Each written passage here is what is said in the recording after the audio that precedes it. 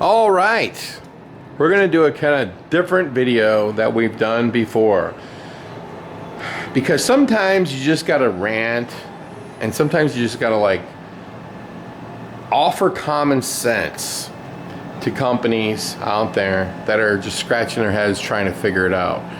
We're here at St. Louis Escape, and you'll notice that we have a bunch of pinball games, and I mean a bunch. And here's the Foo Fighters with the $2,000 topper. And this game right here, Foo Fighters, brand new. It would have cost about $12,800. Then you add on the topper, another $2,000. But here's the thing.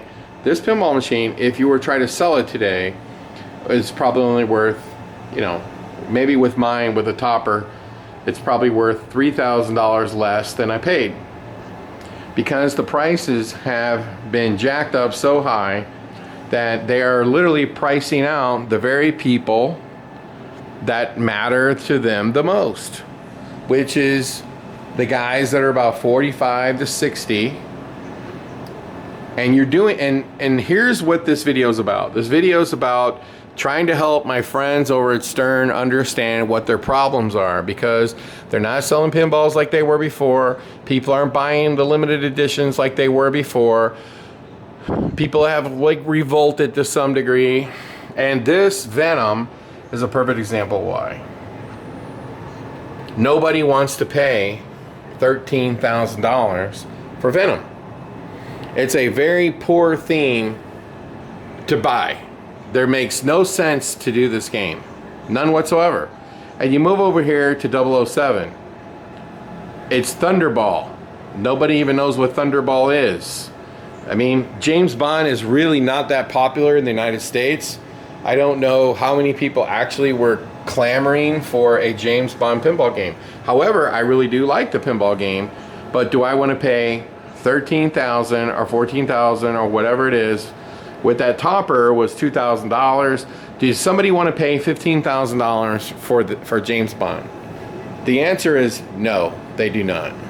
Now, when you move over here to Elvira, what is pissing everybody off about your company is that you came out with Elvira, you probably didn't think it was going to do fantastic, you know, and what you found, and this is what your biggest problem is.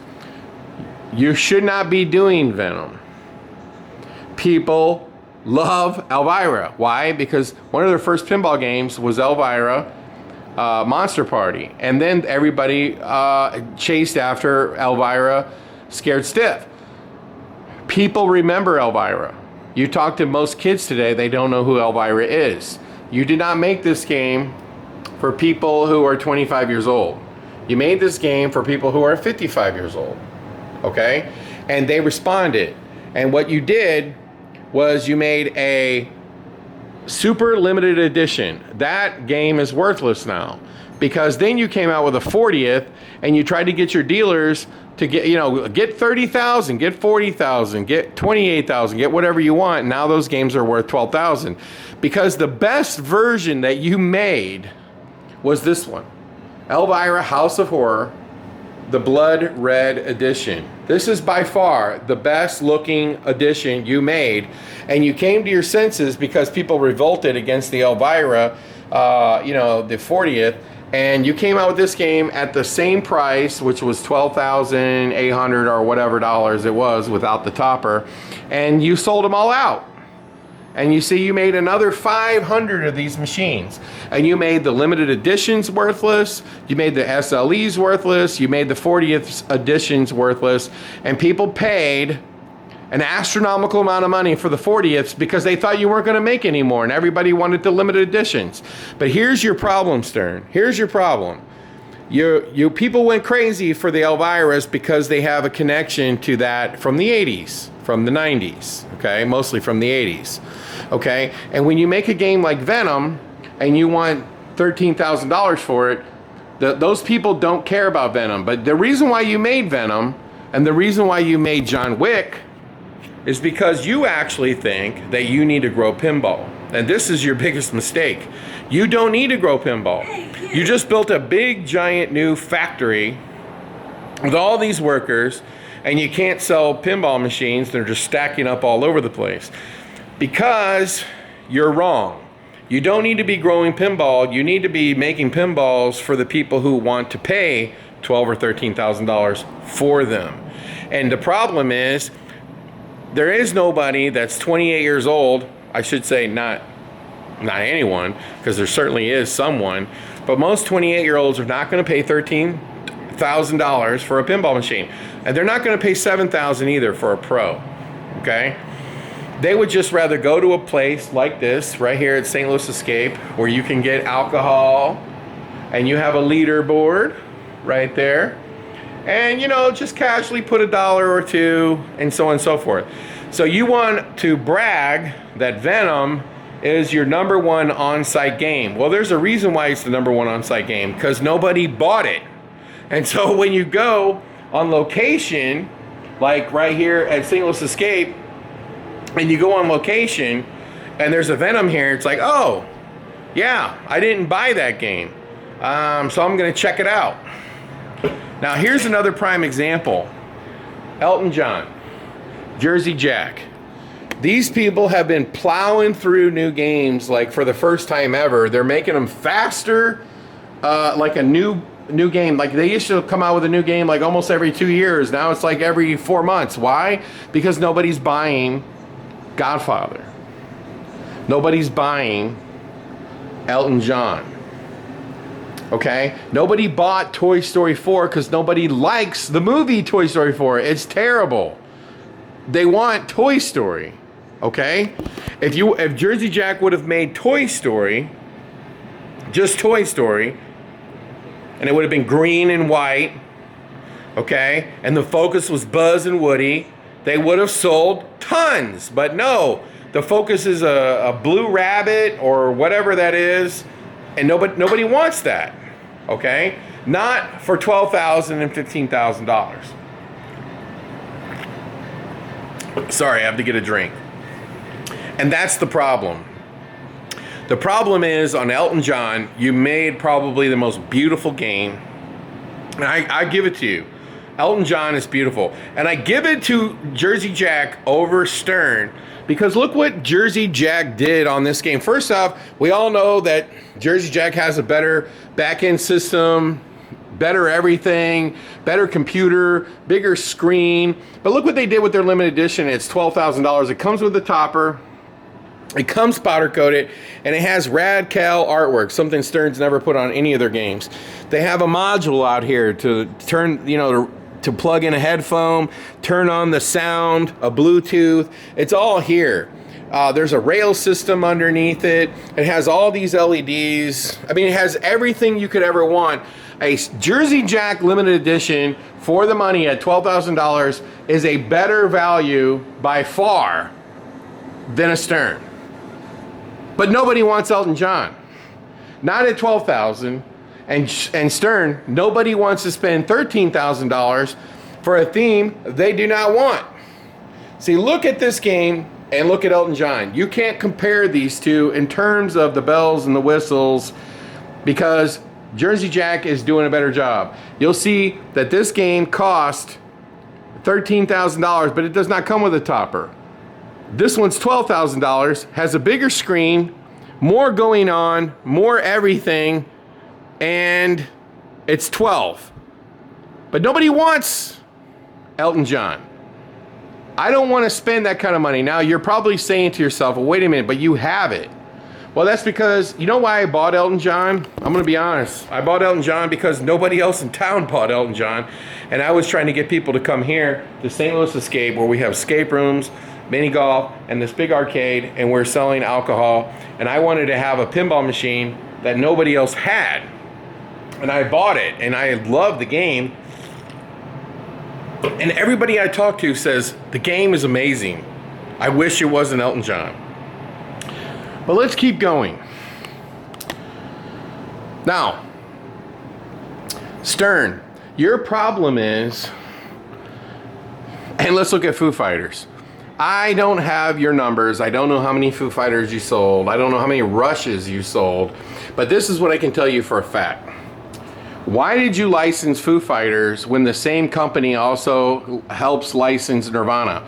Do people want Foo Fighters or do they want Nirvana? One of the main reasons why Foo Fighters is popular is because of the connection to Nirvana. Why would you do Foo Fighters? This game will come out, the people who buy it, they buy it, and the game's dead. Where you look at AC/DC or Metallica, which now you're remaking Metallica. Why did you remake Metallica? Because you sold 10,000 of them. And you look at Rush and you go, we only sold this many, it's not nowhere near. Well, because Rush is not popular. Rush is popular with their fans. Now you're probably saying, well, that sounds a little weird. Well, what I'm saying is, Rush fans are very passionate. We agree. How many of those people want to buy a pinball? I don't know. Okay, but this is what I do know, that the only people who like Rush are Rush fans. In other words, there's no casual fans of Rush.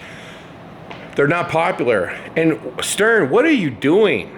You literally could have gone to YouTube and seen that there's nobody subscribing to Rush. The most viewed video that they have on their website is Tom Sawyer. It has 60 million views. You look at Guns N' Roses, they weren't from the YouTube era either. They have multiple billions of views on their videos, millions of subscribers. Obviously, Guns N' Roses is popular. You literally could also go to Spotify. You could go to Spotify and you can see clear as day that nobody's listening to Rush. You could also see that tons of people are listening to Nirvana, or Prince, or Michael Jackson, or Madonna, or Beastie Boys, or Van Halen. I mean, I can keep going, okay? Where are these games? What are you doing Foo Fighters and Rush for? You're talking about two fringy bands that have, I would compare the Foo Fighters, honestly, to a band like Grateful Dead, because people love to go see Foo Fighters live. They love touring. They go touring all the time. And people have a real connection to David Grohl. And I'm telling you, it's because of Nirvana. So why wouldn't you do Nirvana? You want to have another big seller, you do Nirvana. When you go into a place, and I'm just trying to give common sense here, you go into a place like Spencer's, and you look at the t-shirts. Well, they only sell t-shirts that sell. You won't find Foo Fighters in there. You go to Walmart, you go to Target, you will not see Foo Fighters. You know what you will see? You'll see a ton of AC/DC, you'll see a ton of Metallica, you'll see a ton of Nirvana. You will not find any Foo Fighters. That's just a fact, okay? That should be your first signal that nobody cares about Rush, except for a Rush fan. If you went to a mall and you polled 100 people and ask, can you name one Rush song? You might find one person that can name a Rush song. If you asked about Guns N' Roses and you said, hey, do you like Guns N' Roses? And they said, no, we don't like Guns N' Roses. Well, do you like Sweet Child of Mine? Well, yeah, I like that song. Well, do you like Paradise City? Paradise City, they would say, oh, yeah, I like that song too. Oh, so you're a casual fan. See, Rush has no casual fans. Neither does the Foo Fighters. This is just a point of contention. But here's the thing, and the main reason why I'm bringing all this up is because you're facing this gigantic, catastrophic blowback over John Wick, that it has no guns on the artwork, which I find crazy that you did that. And I don't believe, even for 2 seconds, that the licensor, which would be Lionsgate, told you no guns allowed on John Wick. Well, I don't believe that. There's no way that that's true, because they say have 1 million clips of John Wick killing people, but just in the artwork put no guns. No, I think what's going on is Stern has a new policy. They don't want to put guns on playfields because the games, they want them to go into places like Dave & Buster's. So they're not putting real firearms on guns. I think that's a Stern policy. I think I'm 100% correct on that. And by the way, I don't agree with the policy. However, because I don't think Dave & Buster's is ever going to buy a lot of pinball machines. Look, 80% or more of your business now is home buyers. And the average age of your buyers is probably 53 years old. So you need to be making games that relate to these people. Stranger Things wasn't a huge seller. That's why you stopped selling it, became popular later. Well, because 53-year-olds might not be watching Stranger Things. But here's James Bond, and he's holding a gun, okay? And what you did in John Wick is you took a theme where this guy does nothing but kill people with guns. It would be like if you did Friday the 13th and you said, well, Jason can't have a machete, okay? So I don't have a problem with you not putting guns on your machines. Then don't license John Wick. It's that simple. Why would you license John Wick if you don't want guns on the machine? This makes no sense. So here's the thing, and this is what everybody needs to understand. Nobody gives a crap about code. Yes, the hardcore pinball players care. The casual player has no idea that the game even has code. They don't even know what to do. People walk into a game room type store and they get attracted to the theme. They get attracted to the artwork. That's what they're attracted to. Oh, it's Animal House. I love that movie. I can't believe they made this or Batman 66. I watched this as a kid. I've got to have this pinball. Ghostbusters. Okay? And here's the thing, Stern. How did you drop the ball on doing Back to the Future? How did a little European company get the title Back to the Future? How did that happen? But why would you do Venom? Why would you do Rush when you could have done Van Halen? When you think about Van Halen, you think about 1984. You think about Jump. You think about Panama. Okay, that screams 80s. Beastie Boys, Nirvana from the 90s. All of these things. You want to do a pinball machine that's going to supersede everything. Do Michael Jackson. Do Prince. Do Madonna. You would be shocked at how many people would actually buy it.